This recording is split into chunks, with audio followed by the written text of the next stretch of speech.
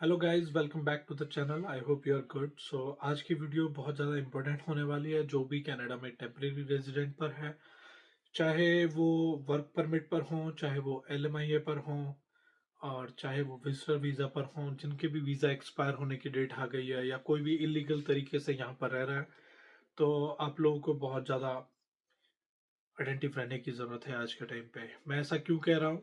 क्योंकि रिसेंटली कुछ वीडियोस निकल कर आ रही हैं अलग अलग प्रोविंस से, जहाँ पर जो है कनाडा की बॉर्डर सिक्योरिटी एजेंसी जो है बहुत ज़्यादा एक्टिव दिख गई है। पहले ये एजेंसी सिर्फ बॉर्डर्स पर एक्टिवेट होती थी, जब भी आप एयरप्लेन से लैंड करते थे या क्रॉस कंट्री करते थे बाय रोड, तभी आपसे जो है आपका स्टेटस चेक किया जाता था। पर आज के दिन पर जो है स्टेटस आपका कहीं पर कभी भी ये लोग चेक कर सकते हैं। तो क्या है पूरा मसला, आगे करते हैं इस वीडियो में बात, और किन लोगों को बहुत ज़्यादा ध्यान रखने की ज़रूरत है और क्या आपके पास रास्ते हो सकते हैं, पूरी बात करेंगे डिटेल के साथ। Let's start the video without wasting any more time. हाँ जी यार, तो पिछले कुछ टाइम से गवर्नमेंट जो है day by day rule change करती आ रही थी, और जिसके कॉन्सिक्वेंसेज अब देखने को मिल रहे हैं। तो ये मास डिपोर्टेशन भी उसी का एक कॉन्सिक्वेंसेज हो सकता है, क्योंकि उन्होंने उस टाइम पर कहा था हम किसी को भी एक्सटेंशन नहीं देंगे। और कुछ क्राइटेरिया थे जिसमें उन्होंने एक्सटेंशन दिया था, लेकिन बाकी लोग जिनके वर्क परमिट एक्सपायर हो रहे थे उनको कहा था कि डिपोर्ट ही होना पड़ेगा या वापस जाना पड़ेगा। तो अब डायरेक्टली या इनडायरेक्टली सीबीएस से एक्टिव हो चुका है, बहुत ज़्यादा नंबर में डिपोर्टेशन स्टार्ट हो चुका है। आपने 2 से 3 वीडियोस जो हैं जो वायरल हो रही हैं, वो वैन वाली या वैंकूवर में प्लाजा में सीबीएस ऑफिसर जो है स्टेटस चेक कर रहा है, वो सब देख ही ली होंगी। तो अगर आप भी इस कंट्री में इस तरीके से रह रहे हैं कि आपका जो है परमिट एक्सपायर होने वाला है, या आप इलीगल तरीके से ऑलरेडी रह रहे हैं, तो मेक श्योर कि आप अपने स्टेटस को वैलिड करें। अगर आप वैलिड नहीं करेंगे, इलीगल तरीके से रहते रहेंगे, तो अगर जिस दिन भी आप पकड़े गए, तो ये फॉर श्योर है कि आपको उसी दिन वो डिपोर्ट कर देंगे। तो जैसे ही डिपोर्टेशन का स्टैंप आपके पासपोर्ट पर लग गया, तो आप लाइफ लॉन्ग इस कंट्री से बैन हो जाएंगे। तो उसमें ऐसी कोई गुंजाइश नहीं है कि उसके बाद आप आ जाएं, है ना? तो अगर आप किसी और कंट्री के लिए भी ट्राई करते हैं, तो बहुत ज़्यादा वो आप के लिए ऊपर एक नेगेटिव पॉइंट होता है।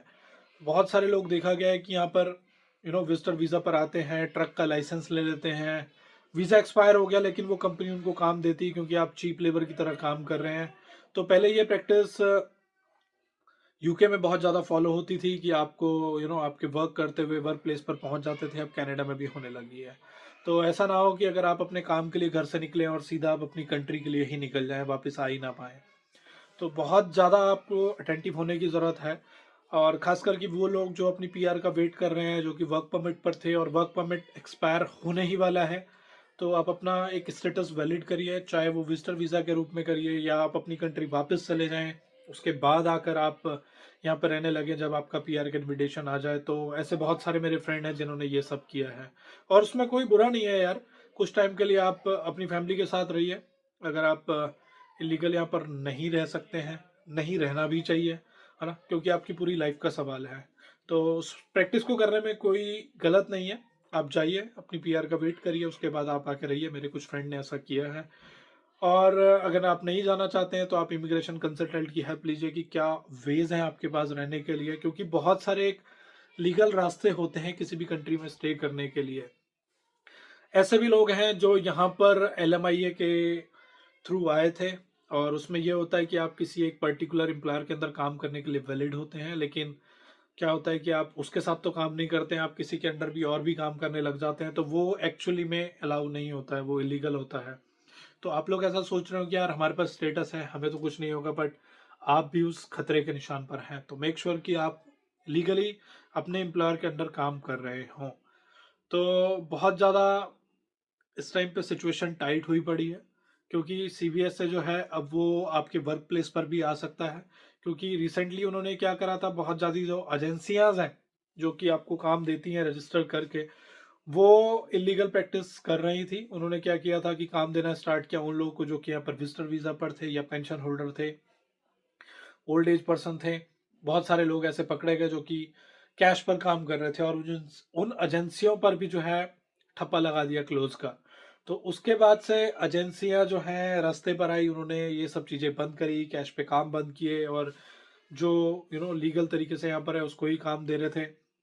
तो अब जो है ये तलवार जो है उन लोगों पर भी लटकी हुई है जो अपने वर्क प्लेस पर काम कर रहे हैं, लेकिन बहुत सारे एम्प्लॉयर आज भी उनको काम देते हैं विदाउट किसी स्टेटस के, खासकर कि ड्राइविंग सेक्टर में, ट्रक सेक्टर में, फूड डिलीवरी सेक्टर में। तो आप लोगों को बहुत ज़्यादा बच के रहने की ज़रूरत है। अगर आपको किसी इमिग्रेशन कंसल्टेंट की हेल्प लेनी पड़ रही है तो उसको ले लीजिए। अगर आप पे एक बार डिपोर्टेशन लग गया तो आप लाइफ लॉन्ग बैन होंगे ही होंगे। आपके सपने जो हैं वो ख़त्म हो जाएँगे, है ना? अगर आप सोचें उसके बाद मैं यहाँ रिफ्यूज़ी लगा लूँगा तो वो भी पॉसिबल नहीं है। क्योंकि पिछले कुछ टाइम पर ऐसा देखा गया है कि किसी एक ही कम्युनिटी को या स्टूडेंट्स को जो कि एक ही कंट्री से बिलॉन्ग करते हैं, उनको बहुत ज़्यादा टारगेट किया जा रहा है। यहाँ के लोगों के द्वारा गवर्नमेंट पर उसके लिए प्रेशर बनाया जा रहा है कि सारा उन्हीं का कसूर है।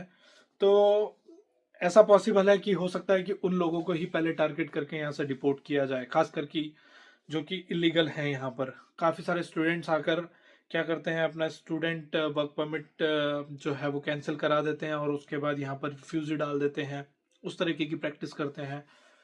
तो अब जो है सीबीएसई के ऑफिसर जो हैं सिविल ड्रेस में घूमने लगे हैं और आपके सामने कभी भी आ सकते हैं।